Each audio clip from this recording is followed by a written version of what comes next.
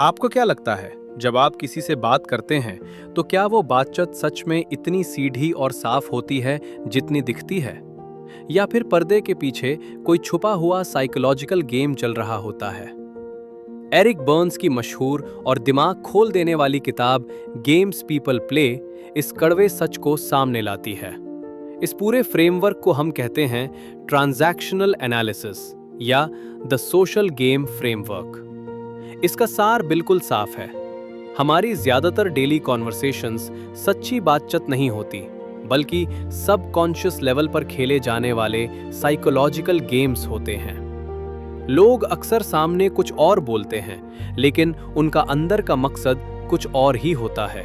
किसी को नीचा दिखाना, सिंपैथी हासिल करना या अपनी जिम्मेदारियों से भागना। अगले 5 से 6 मिनट में हम इस दिमाग घुमाने वाले फ्रेमवर्क को डिकोड करेंगे और देखेंगे कि कैसे लोग आपके साथ ये गेम्स खेलते हैं और आप कैसे इन टॉक्सिक पैटर्न से हमेशा के लिए बाहर निकाल सकते हैं। पहले समझते हैं उन 3 रोल्स को जो हर वक्त हमारे अंदर चलते रहते हैं, जिसे ऑथर कहते हैं the 3 ego states: parent, adult और चाइल्ड। हर इंसान के दिमाग में 3 तरह की पर्सनालिटी होती है। पहला है पेरेंट ईगो स्टेट। ये वो तरीका है जो हमने अपने पेरेंट से सीखा है। ये डोमिनेटिव, जजमेंटल और गुस्से वाला रूप होता है जो दूसरों को ऑर्डर देता है या जज करता है। दूसरा है चाइल्ड ईगो स्टेट। ये हमारा इमोशनल और बचपना रूप है। जब हम जिद करते हैं, रोते हैं या बात बात पर हर्ट हो जाते हैं, तो हम अपने चाइल्ड ईगो स्टेट में होते हैं। तीसरा और सबसे जरूरी है एडल्ट ईगो स्टेट। ये हमारा लॉजिकल, काम और रियलिस्टिक रूप है।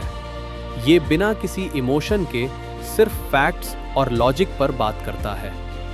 जब 2 लोग बात करते हैं तो गेम तब शुरू होता है जब एक इंसान पेरेंट बनकर दूसरे के चाइल्ड को ट्रिगर करता है, या एक चाइल्ड बनकर सामने वाले से सिंपैथी मांगता है।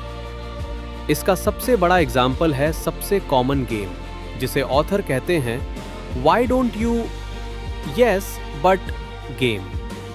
आपने ऐसे लोगों को जरूर देखा होगा जो आपके पास आकर अपनी परेशानी बताकर सलाह मांगते हैं। आप कहते हो तुम ऐसा क्यों नहीं करते, और वो तुरंत बोलते हैं हाँ लेकिन उसमें ये दिक्कत है। आप दूसरा ऑप्शन देते हो, वो फिर कहते हैं हाँ लेकिन वो तो हो नहीं सकता।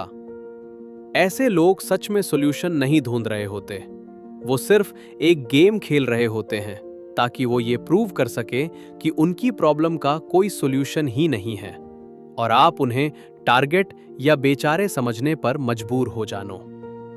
इसे कहते हैं सबकॉन्शियस मैनिपुलेशन। उनका गोल सॉल्यूशन पाना नहीं, बल्कि सिंपैथी और अटेंशन पाना होता है। एक और खतरनाक गेम है see what you made me do.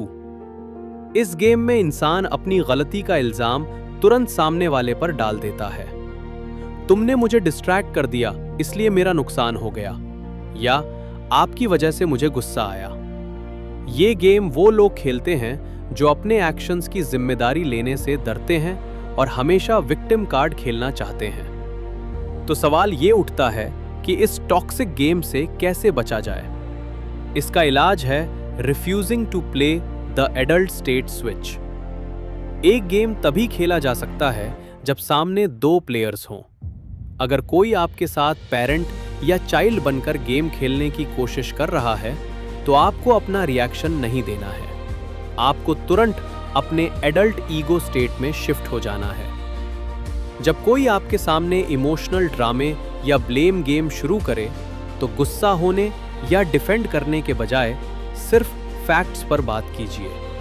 उनसे सीधे और लॉजिकल सवाल पूछिए। आप इस सिचुएशन को कैसे हैंडल करना चाहते हैं, या मुझसे क्या एग्जैक्ट हेल्प चाहिए।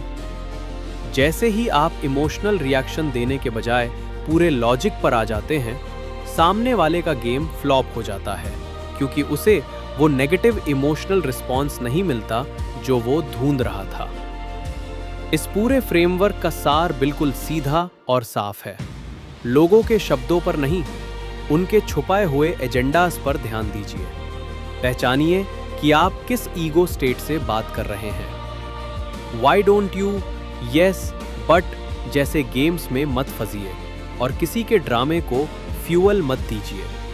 हमेशा काम और लॉजिकल एडल्ट स्टेट में रहिए।